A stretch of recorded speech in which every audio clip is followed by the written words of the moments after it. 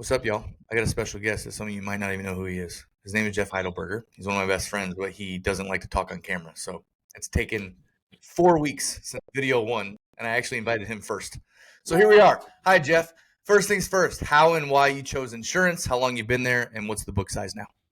Well, so first year out of college, there wasn't a school that wanted to hire me with my education degree, so I went to Northwestern Mutual and figured after 11 months and making $13,000 in that 11-month span, I needed to find a career and something to do to provide for my family. So at the time I was single. There's a small book. This is back in the ADB days. It was under 650, so me and two other guys went in as equal partners with an agency and grew that to about 2.5 million in two and a half years or so. They were lawyers, so we sold. They went into the law field and opened up Scratch August 1st in 2014. So And how big? we're at 22 and a half. And how about marketing? Now, this is interesting for you, so because I know background, but how much you spend in marketing a month, dollars, and how many items does it produce? So in the last 10 years, we've tried it all. Built the vast majority of our book, probably about 60% of it off of direct mail alone. Only purchased 6.4 million of that a few years ago. So direct mail over the last, since COVID, I mean, that COVID changed everything, but COVID absolutely has destroyed our direct mail response rate. So we went from mailing out about working from home today with the tournament. We went from sending about 1.2 million pieces a year of direct mail to now 0 since October. So now we're spending about 60 to 70,000 a month, and that's all in live transfers right now. How many salespeople do you have? We have 11 salespeople right now with a sales manager, and then we'll talk about Larry later, and then Larry. Yep. So there's 12 people or 13 people on the sales side. And 60 or 70,000, how many items about does that produce a month? 5 to 550 a month right now. Beautiful. Accountability for your sales team, what's that look like? Man, it depends on what day it is. It is, it's a struggle, and it's all self-induced. Our team is fantastic. They do a very good job. Unfortunately, it's one of those things to where, as an entrepreneur, sometimes you're a perfectionist, and for me, I struggle with hanging up on head trash and messing up a good thing. So we do, as far as accountability goes, we do a full sales team huddle every Monday morning, or actual meeting.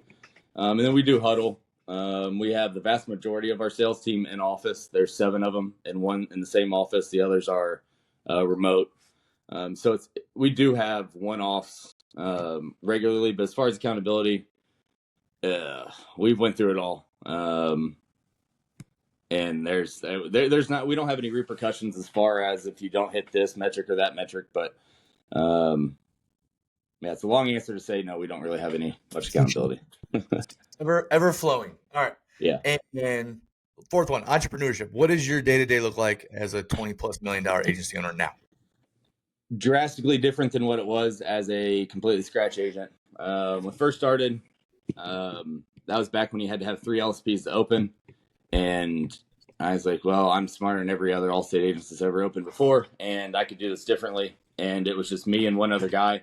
I actually hired 3 friends that I knew ahead of time, one in which I knew was going to stick around. The other 2 were going to quit on the first day, but they just got licensed just to pass the contract requirements. So it was just me and Larry on day 1, and I was working, no joke, 18, 19 hours a day for the first probably 3 years straight, just grinding. And then realized that in order to scale, we have to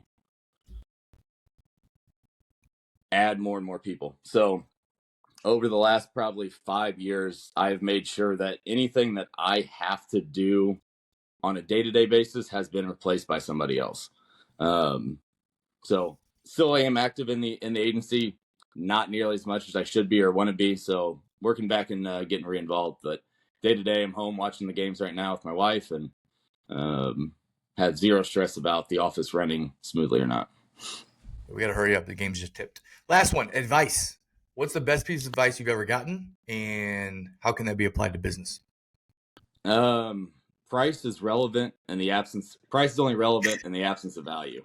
I say that so much that I messed it up here, but my phone already knows and predicts when I put in value. It pre-fills the rest of it because I say it so much, and it doesn't have anything to do with whether you're spending $100,000 or $10.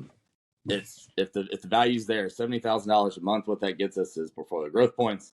It gets us variable comp. It gets us elite, and it's necessary. If you told me that before I opened, I would have just laughed in your face. So and what one person finds value, the other doesn't. So it applies to all aspects of life.